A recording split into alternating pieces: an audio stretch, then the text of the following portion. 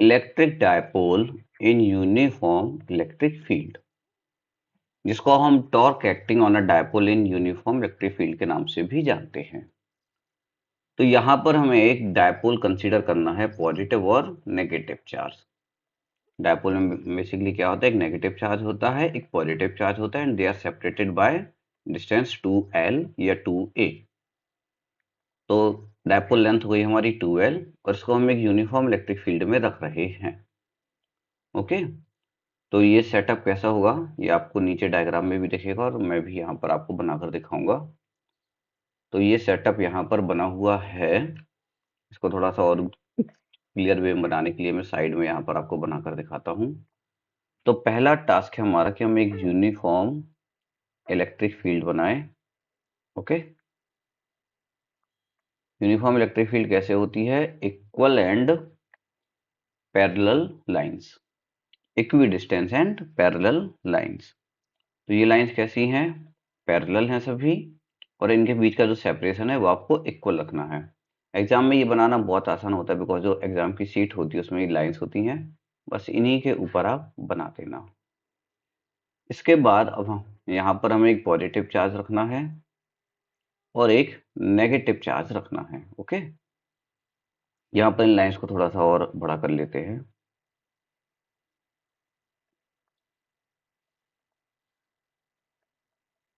Like this. Okay, अब इनके बीच में एक लाइन हमें बनानी है। ओके, ये लाइन जो है एक इमेजिनरी लाइन है जो इनको ज्वाइन किए हुए है। अब क्या होगा, जैसे आप इसको एक इलेक्ट्रिक फील्ड में रखोगे तो you will find electric field जो है वो क्या करती है, इन पर फोर्स लगाती है। अब कौन से डायरेक्शन में फोर्स लगेगा, है ना, वो यहाँ पर मैं आपको बनाकर दिखाता हूँ। तो पॉजिटिव चार्ज पर इलेक्ट्रिक फील्ड सेम डायरेक्शन में फोर्स लगाती है और वो फोर्स होता है Q इंटू ई के बराबर। और नेगेटिव चार्ज पर इलेक्ट्रिक फील्ड अपोजिट डायरेक्शन में फोर्स लगाती है, जो कि होगा F equal to minus Q E. Okay, और यहाँ पर हमने इसको एक सर्टेन एंगल थीटा पर रखा हुआ है। थीटा मतलब इलेक्ट्रिक फील्ड और डायपोल के बीच का एंगल। यहाँ पर आप ध्यान से देख रहे होंगे कि दो इक्वल एंड अपोजिट फोर्स लग रहे हैं, एक आगे के डायरेक्शन में तो एक पीछे के डायरेक्शन में। तो इससे ये दोनों मूव करना चाहते हैं, ये पॉजिटिव वाला यहां पर जाना चाहता है और नेगेटिव वाला उसी टाइम पर यहां पर जाना चाहता है। तो ये आगे वैसे नहीं जा पाएंगे, लीनियर मोशन में नहीं जा पाएंगे, इस पॉइंट के अबाउट ये रोटेट हो जाएंगे। ये क्या होंगे, रोटेट हो जाएंगे। तो 11th में एक टॉपिक हमने पढ़ा था, मूवमेंट ऑफ कपल, जहां पर दो इक्वल एंड अपोजिट फोर्स लगते हैं तो वो चीज रोटेट होने लगती है। जैसे हम वाटर बॉटल का कैप खोलते हैं, वहां पर ये चीज होती है। सी सॉ में देखा होगा आपने कि दो बच्चे जब बैठते हैं तो एक कोई अपना फोर्स लगाता है तो इस टाइप से वो ऑसिलेट होना स्टार्ट हो जाता है, ऐसे ऊपर नीचे। तो इसी टाइप से ये चीज यहाँ पर रोटेट होना स्टार्ट हो जाएगी। और रोटेशन इफेक्ट जहां पर आता है वहां पर एक वर्ड हमेशा सुनाई देता है, वो होता है टॉर्क। तो यहाँ पर भी टॉर्क से रिलेटेड बात होगी, तो टॉर्क हमें यहाँ पर अभी निकालना पड़ेगा। तो यहाँ पर हम देखेंगे कि पॉजिटिव चार्ज पर एक फोर्स लग रहा है, उसको नाम दिया हमने QE।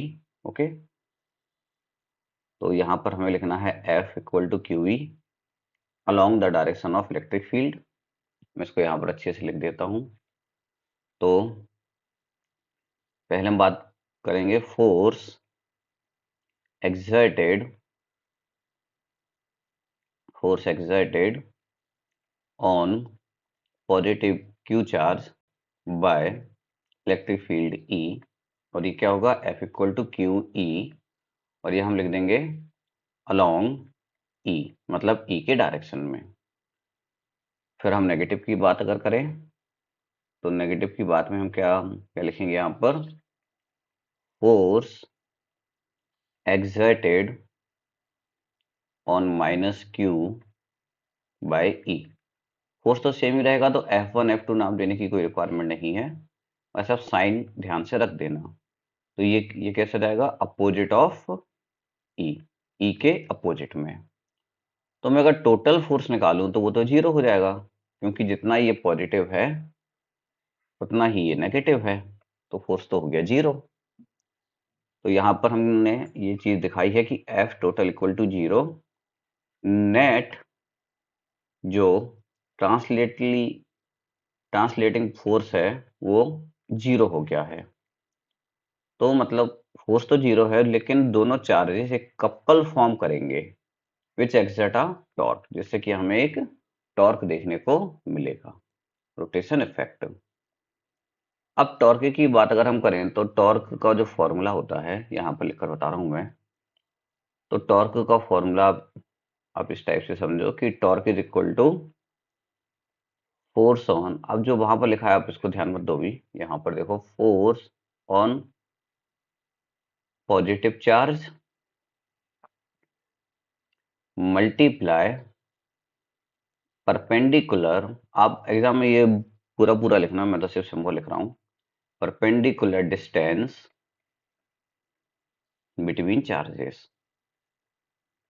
तो दोनों ही चार्जेस के बीच में जो डिस्टेंस है परपेंडिकुलर वाला, वो हमें लिखना है। अब परपेंडिकुलर डिस्टेंस निकालते कैसे हैं अभी समझते हैं, ठीक है। टॉर्क का तो सिंबल हो गया टाउ, और जो पॉजिटिव चार्ज पर फोर्स है वो है क्यू ई के बराबर। अब बात करते हैं परपेंडिकुलर डिस्टेंस की। ये चीज मैं आपको अभी यहाँ पर बाद में समझा रहा हूँ, लेकिन जब आप एग्जाम में लिखो तो ये चीज आप पहले लिखना, ठीक है, जो मैं अभी समझाने वाला हूँ। तो आपको बार बार उसको ऐसे देखने की रिक्वायरमेंट नहीं आएगी। तो परपेंडिकुलर डिस्टेंस का मतलब बड़ा सिंपल सा है, ये वाली लेंथ, मतलब ये चार्ज इनके बीच में परपेंडिकुलर डिस्टेंस, ये वाली लेंथ चाहिए हमें। ओके, तो इन पॉइंट्स को मुझे कुछ नाम देना होगा पहले, थोड़ा सा ज्योमेट्री की रिक्वायरमेंट होगी यहाँ पर समझने की, ठीक है, तो ज़्यादा कुछ डिफिकल्ट नहीं है। तो यहाँ पर इसको देखते हैं, आसान चीज़ें ही हैं। तो इस पॉइंट को नाम दिया मैंने ए पॉइंट, इस पॉइंट को नाम दिया मैंने बी पॉइंट, जो ये डिस्टेंस निकालना है इसको नाम दिया एन, ठीक है। तो चाहो तो आप इस डायग्राम को अलग से भी बना सकते हो एग्जाम में, कि ज़्यादा फर्स्ट ना हो उसमें। तो यहाँ पर हमें साइन थीटा यूज करना है, हमें क्या यूज करना है, साइन थीटा। तो साइन थीटा क्या होता है, साइन थीटा होता है परपेंडिकुलर अपॉन हाइपोटेनियस। तो sine theta is equal to perpendicular का मतलब यही बी एन, बी से एन तक, ये बी और ये एन, डिवाइड बाय हाइपोटेनियस। तो हाइपोटेनियस मतलब डायपोल लेंथ है, तो ये तो 2l के बराबर होती ही है, तो ये आ गया 2l। 2l को यहाँ ले जाओ, तो 2l sine theta B N के बराबर, ठीक है। तो यही डिस्टेंस हमें चाहिए वहां पर। तो अब हम चलते हैं वापस डेरिवेशन वाले पार्ट पर। यहाँ पर हम जाकर लिख देंगे कि जो हमारा डिस्टेंस है वो है बी एन, या बी एन को डायरेक्टली हम लिख दे 2l साइन थीटा। तो 90% काम हो चुका है। यहाँ पर अब हमें कैसे भी करके डायपोल मूवमेंट मतलब पी को इंट्रोड्यूस करना होता है हमेशा।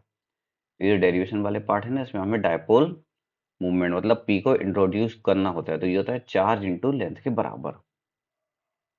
तो यहाँ से आपको क्यू मिल जाएगा, यहाँ से 2l मिल जाएगा, तो चाहो तो उसको साथ में लिख दो।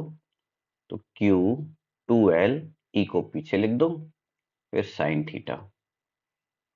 तो Q इंटू 2l हो गया तुम्हारा P के बराबर, E लिखा ही है, और साइन थीटा। ये अपने आप में कंप्लीट फॉर्मूला बन गया है।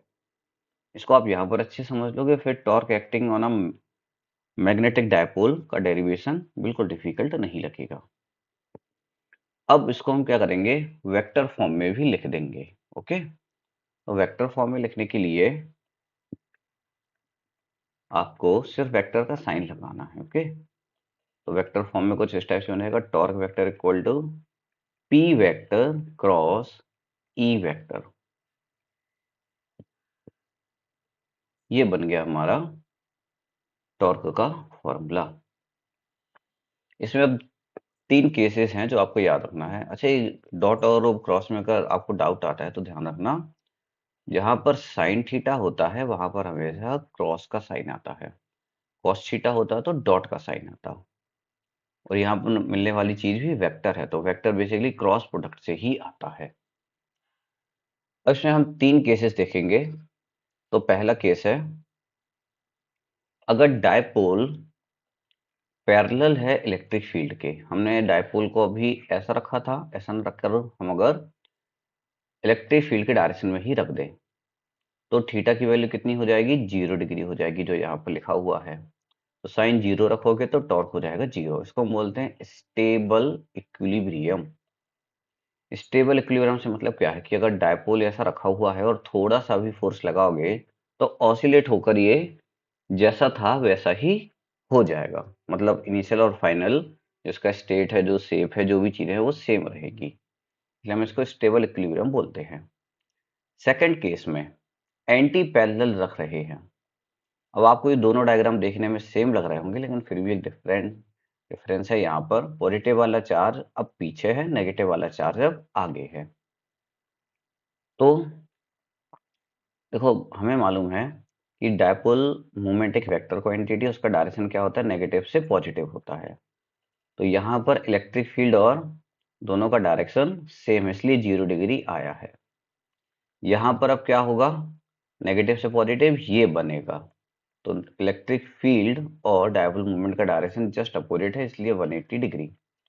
तो साइन 180 रखोगे तो साइन 180 की वैल्यू भी 0 ही होती है। तो टॉर्क तो 0 मिलना है, लेकिन इस कंडीशन को हम बोलते हैं अनस्टेबल इक्विलिब्रियम। अनस्टेबल इक्विलिब्रियम का मतलब क्या है कि अगर आपने डायपोल को थोड़ा सा भी डिस्टर्ब किया तो ये पूरा घूम जाएगा, पूरा घूम जाएगा ये, और कभी फिर वापस नहीं आएगा इसी स्टेज पर। ये 11th में भी समझाया जाता है। यहाँ पर मैं आपको एक एग्जांपल से समझाता हूँ। जैसे एक बाउल में हमने एक बॉल को रखा और उसको थोड़ा सा फोर्स लगाया, तो क्या होगा, ये ऑसिलेट होकर यहीं पर रुक जाएगा। ये स्टेबल इक्विलिब्रियम हो गया, मतलब इनिशियल जहां पर था फाइनली वहीं पर वापस आ जाएगा। लेकिन अगर मैंने इसी बाउल को उल्टा रखकर और यहाँ पर मैंने बॉल को रखा और फिर थोड़ा सा भी फोर्स लगाया तो ये कहीं और ही निकल जाएगा, ये कभी भी इस पोजीशन पर वापस नहीं आएगा। तो ये अनस्टेबल इक्विलिब्रियम होगा और ये स्टेबल इक्विलिब्रियम होगा। थर्ड केस आता है, अगर डायपोल को आप 90 डिग्री पर रख दो तो साइन 90 की वैल्यू 1 होती है, जो कि मैक्सिमम है। तो टॉर्क बन जाएगा P into E. In this condition the torque is maximum. So I hope आपको आज का टॉपिक समझ में आया होगा। अब हम मिलेंगे नेक्स्ट वीडियो में।